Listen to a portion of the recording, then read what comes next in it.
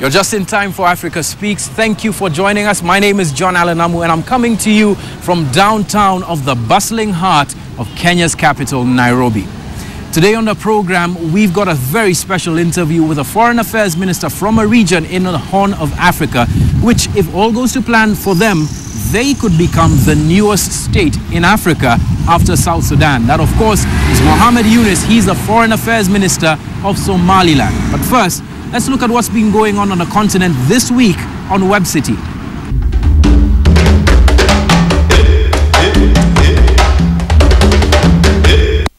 All eyes are on Nigeria as Africa's most populous nation and leading economy prepares to go to the polls. Presidential elections had been due to be held on February the 14th, but were postponed because of fears the security of polling stations could not be guaranteed. The incumbent, Goodluck Jonathan, is facing a strong challenge from his main rival, the former military ruler Muhammadu Buhari. The elections come at a tough time for Nigeria, with Boko Haram having taken over dozens of towns in the northeast and more than 13,000 people killed since 2009. President Jonathan's been heavily criticised for the way he's handled the crisis.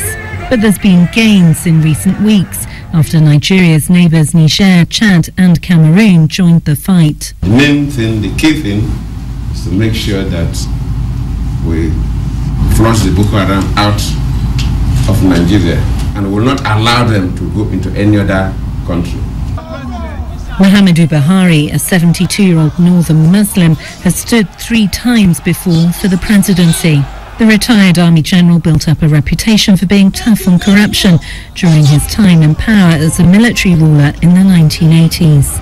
That could prove his trump card in a country where poverty is widespread and corruption seen as endemic, particularly in the oil sector that drives the country's economy. I have visited 34 states so far. In each of the states, there are serious things that are consistent, that are fundamental issues to this country. Insecurity, the deterioration of the economy, and corruption. This you can't change them. This is what is consistent, and every Nigerian is feeling that in his body. In Lagos, Nigeria's economic capital, people collect their voter cards. The city and Lagos state is controlled by the opposition APC and is a key battleground for votes. For some voters, security is the big decider, as well as the economic situation. We want to see the benefits of the economic growth that we've noticed in Nigeria the past few years, Nigeria being the country with the largest economy in Africa. I want to see that translated to the common man on the streets. We need a change. You understand, that is justice. Let everything, and the security. Look at these Chibok girls now. We're still looking for them. No one knows their whereabouts. There's continued Boko Haram attacks in the northeast. Promises have been made that the hundreds of thousands who fled Boko Haram and are currently in refugee camps in Nigeria will be able to vote. But as election day draws closer, one big fear remains for voters: the very real threat of bomb or suicide attacks on polling stations.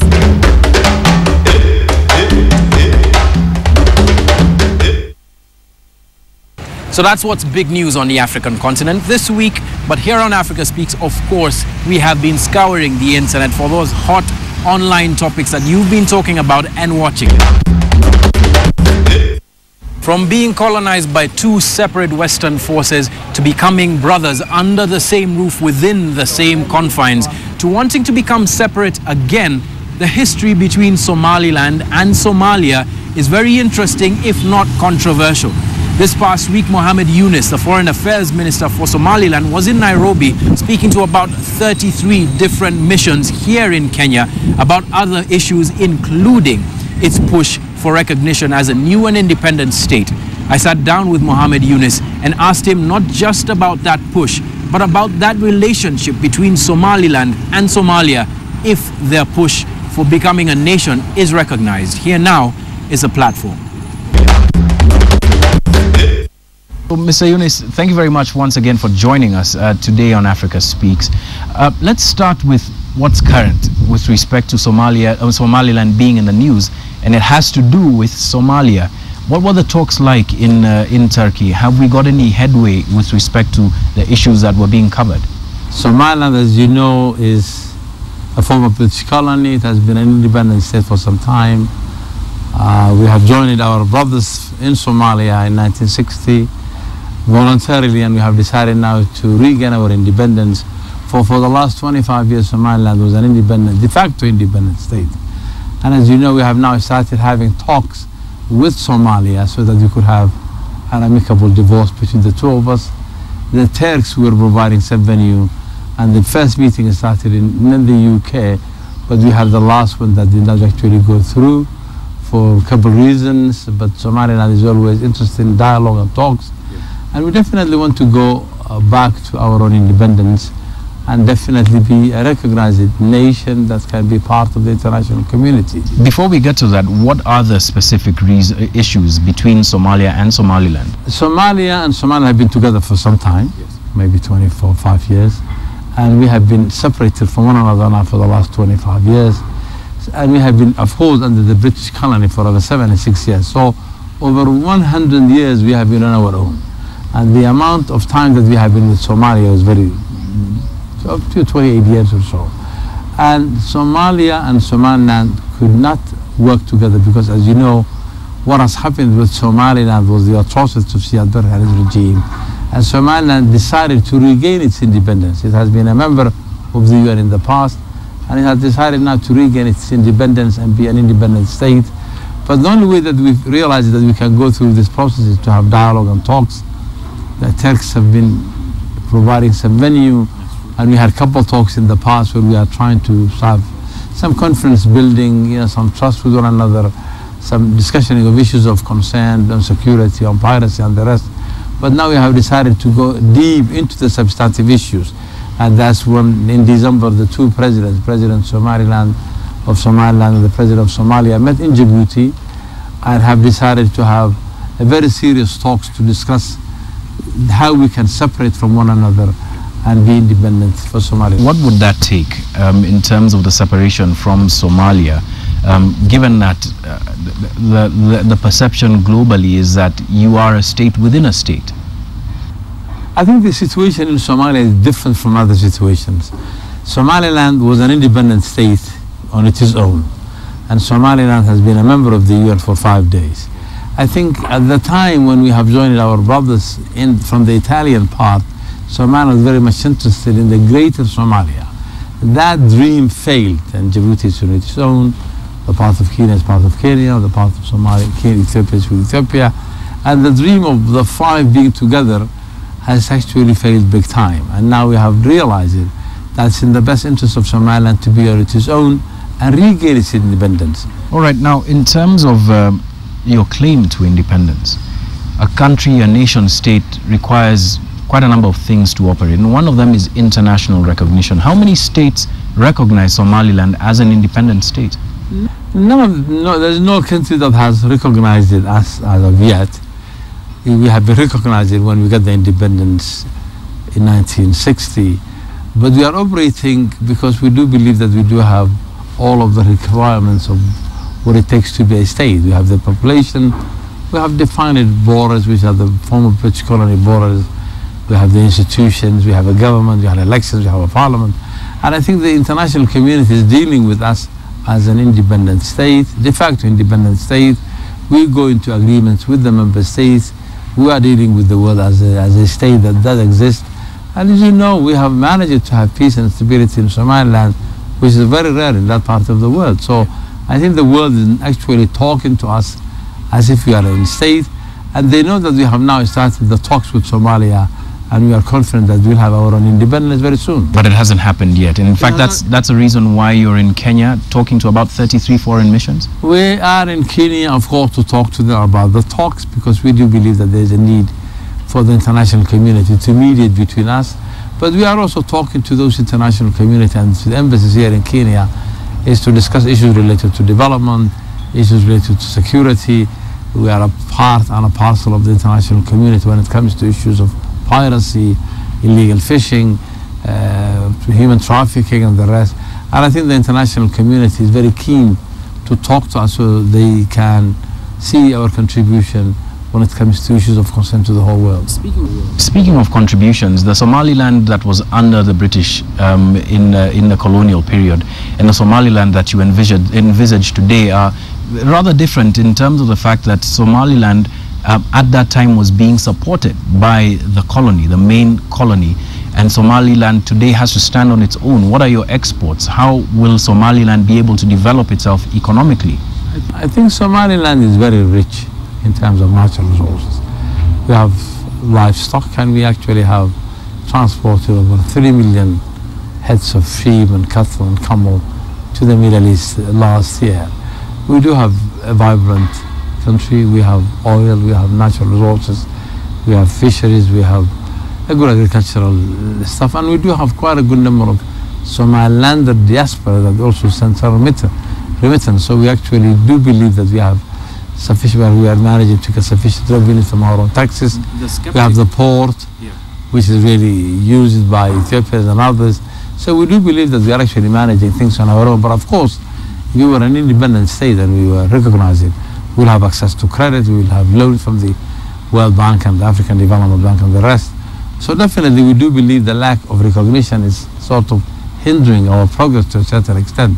But we are managing to be stable, to be independent, and to be economically viable. The skeptic would point to the opposite. For instance, the economic viability of trade in terms of cattle and livestock is very dependent on a market continuing to exist, for instance, in Saudi Arabia and the different places that you export to.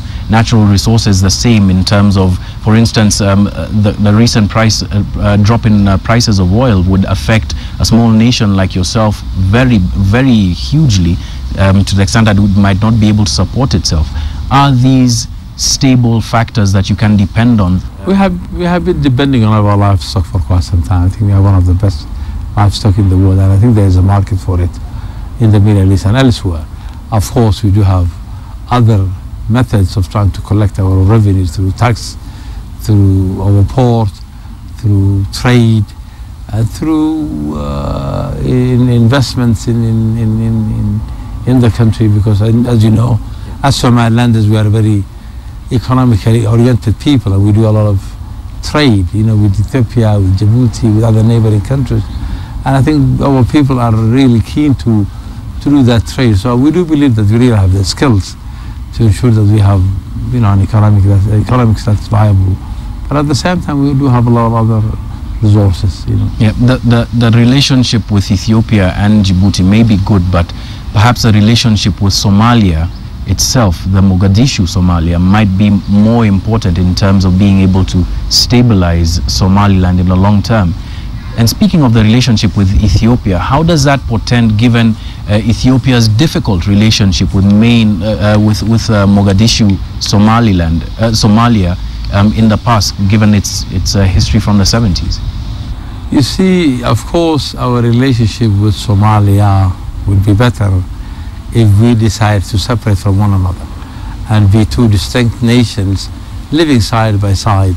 And as you know, in fact, when it comes to stability, Somaliland is the stable one, and Somalia is having a lot of challenges, as you are very much aware of it. And we do believe that Somaliland has shown the world that we have managed to have peace and stability and reconciliation among ourselves, and we have our traditional methods of managing to resolve our conflicts, unlike Somalia. So definitely Somaliland could be a nation that can contribute to the stability of Somalia. As to Ethiopia, Ethiopia is our neighbor. We have an excellent relationship with Ethiopia. It's a big trading partner for us. We have a lot of security agreements and issues of that sort with Ethiopia. And both Djibouti and Ethiopia are countries that we do believe that we provide a lot of security and support.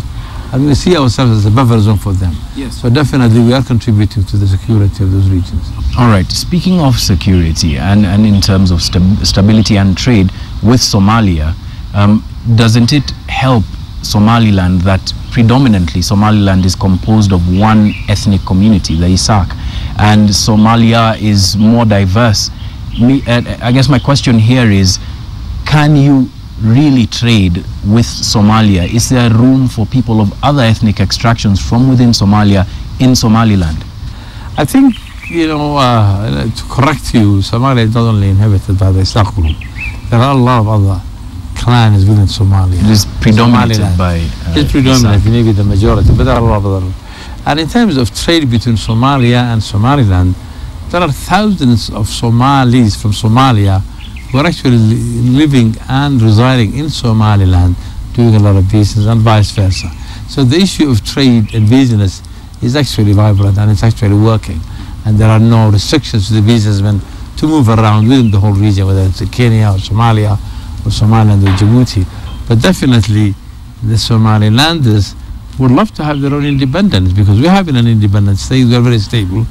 And I think we have shown the whole world that we are capable of managing our own affairs. So we should be given an opportunity. And one of the reasons we are here is to talk to the international community to ensure that there is some mediation between the two of us, because the two of us alone cannot reach an agreement. So actually we have convinced most of them to come and rescue the talks and see how we can. Terrorism and other subjects we'll be getting into in a short moment, but we need to take a break right now. Africa Speaks takes a very short break. We'll be back. We'll try and see if we can sample some of your questions and some of your comments later on about Somaliland and about the issue of Somaliland's independence. And that's after the break on Africa Speaks. Stay tuned.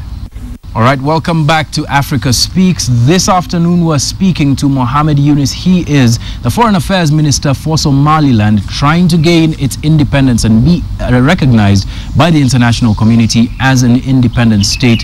And before the break, we were just about to get into some issues with regard to security and Somaliland's role in keeping the peace in the Greater Horn of Africa region. One of the issues, of course, that is being faced both in Somalia and in the Horn of Africa region, including East Africa, is the subject of terrorism. What do you think Somaliland's contribution to being able to fight terrorism in this region can be? You see, Somaliland has actually managed to spend 50% of its resource budget on security. And security and peace and stability is one of the major objectives of Somaliland. Of course, recognition and economic development is also an objective. But peace and security is something that we actually pay a very heavy price for Somaliland. And that's why, touch wood, we haven't had any problems. I think the last incident was 2008, but ever since we have managed to ensure that our borders are safe and we sort of protect the neighbors who are next to us too. I think the international community is working hand in hand with us when it comes to issues of terrorism, when it comes to issues of piracy. And as you know, we are now harboring quite a good number of pirates in our jails. But definitely our seas and waters are free from piracy, and we are working with the UN agencies and others on the anti-piracy issues, so there are no pirates in Somaliland.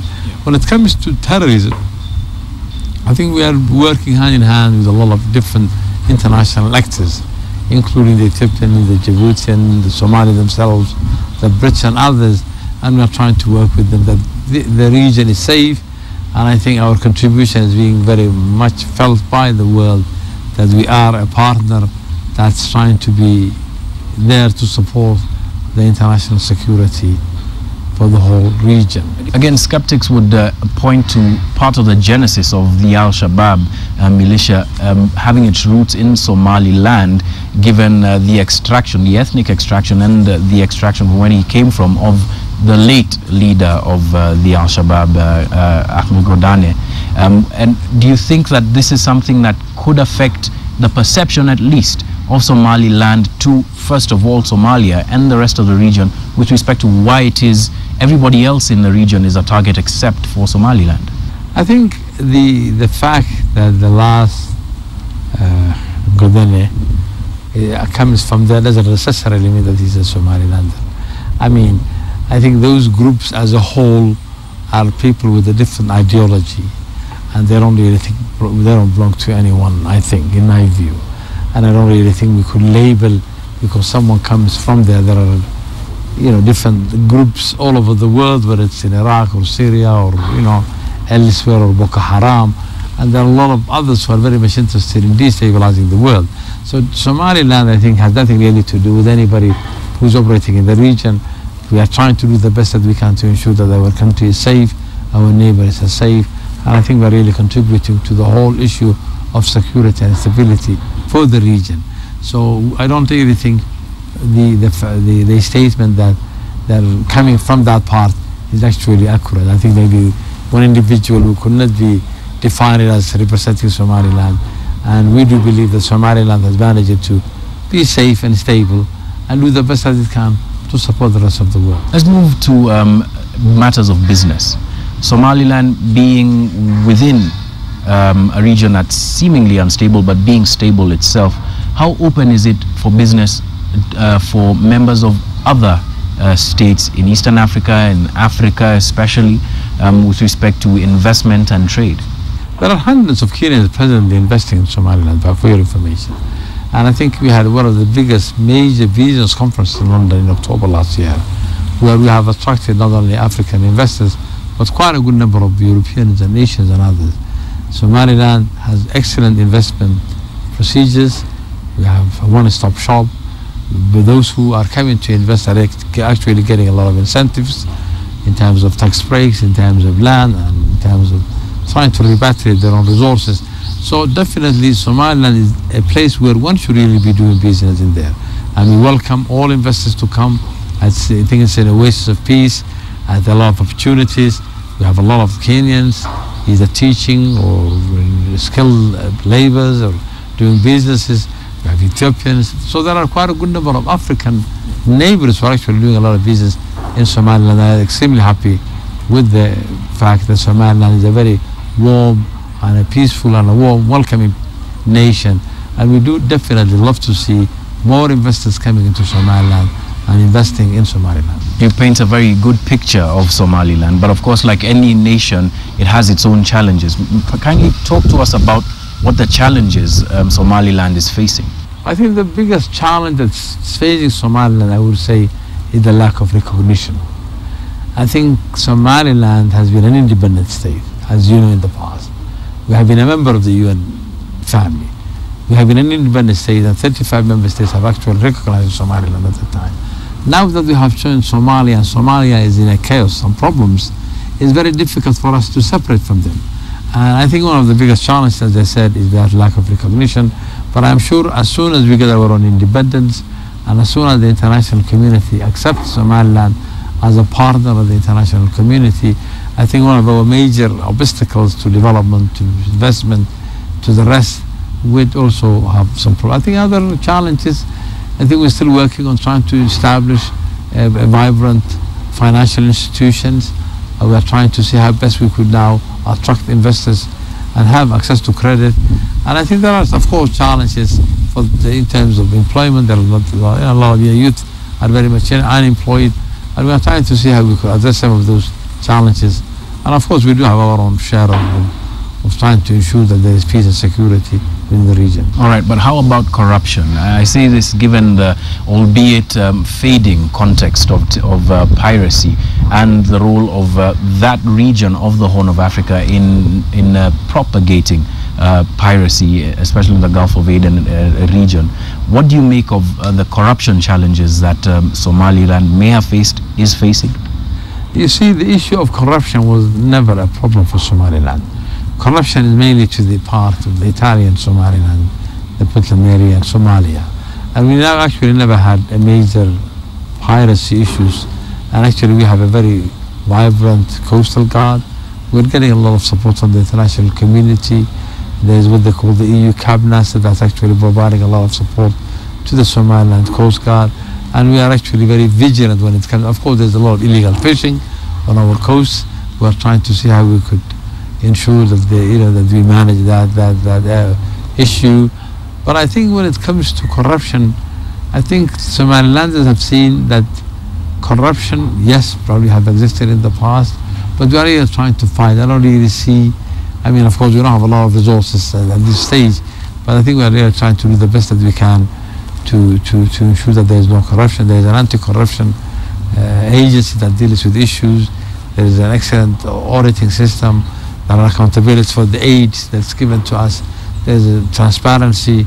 And I think most of the donors for providing a lot of support to us in terms of development are very much happy with the fact that Somaliland is accounting for its resources and there is some proper aid coordination and aid effectiveness, and most of the stuff that we are getting are accounted for, and it's very transparent.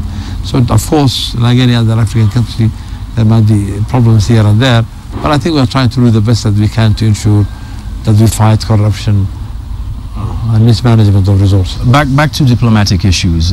Kenya's setting up of a liaison office in Somaliland. How far along is that? Does this mean that you have received recognition from Kenya as being an independent state? We are very happy that we have an excellent relationship with Kenya. Kenya and Somaliland has relationship over the years. I think that one of the first Somalis that settled in Kenya way back were Somalilanders who came at the time of the British. So there are a lot of Somalilander diaspora originated from Somaliland who are Kenyans for generations who have been living here.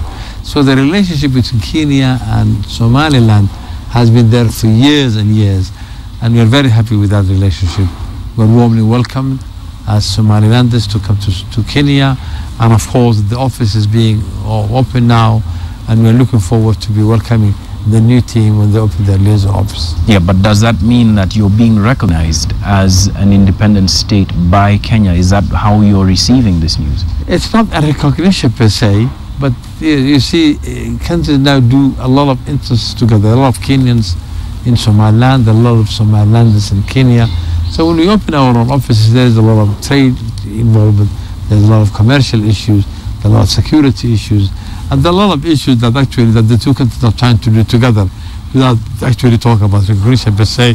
So there is a lot of things that we have in common that we want to cement and make sure that it's strengthened and improved. Finally, we spoke about the Greater Somalia towards the beginning of this interview. Let's eliminate Djibouti, Ethiopia from this equation. Is there ever going to be a unified Somalia that includes Somaliland and Somalia as one state? I doubt. I think we have experimented that formula in the past. It did not work, and that's why we have decided to be an independent, de facto independent state. We have tried our best. We joined our brothers from the Italian part, 5 days our own independence. We have been together for quite some time. We have managed to live with the tyranny of Siad Barre and the brutal regime. There was a lot of atrocities that took place in Somaliland. The Somalilanders have suffered under the leadership of that regime at the time, and we have realized that we don't really feel that we should go back again together. And I think we could be two independent states living side by side, like Djibouti, Somaliland, and Somalia, Kenya, Ethiopia. And we have Somalis all over those countries.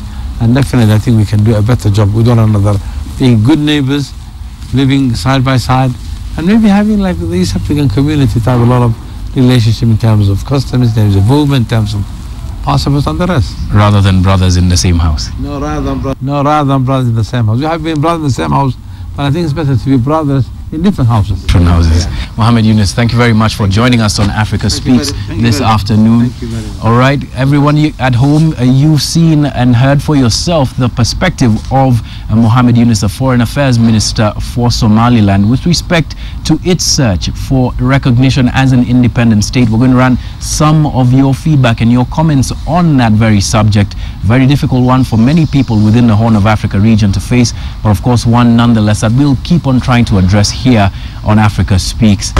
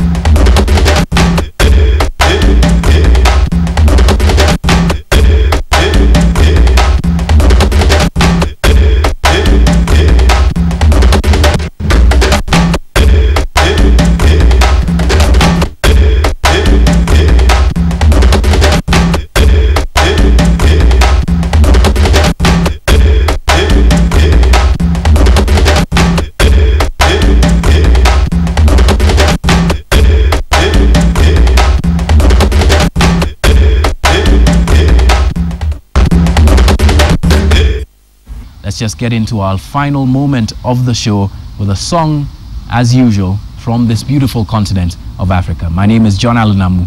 Good afternoon.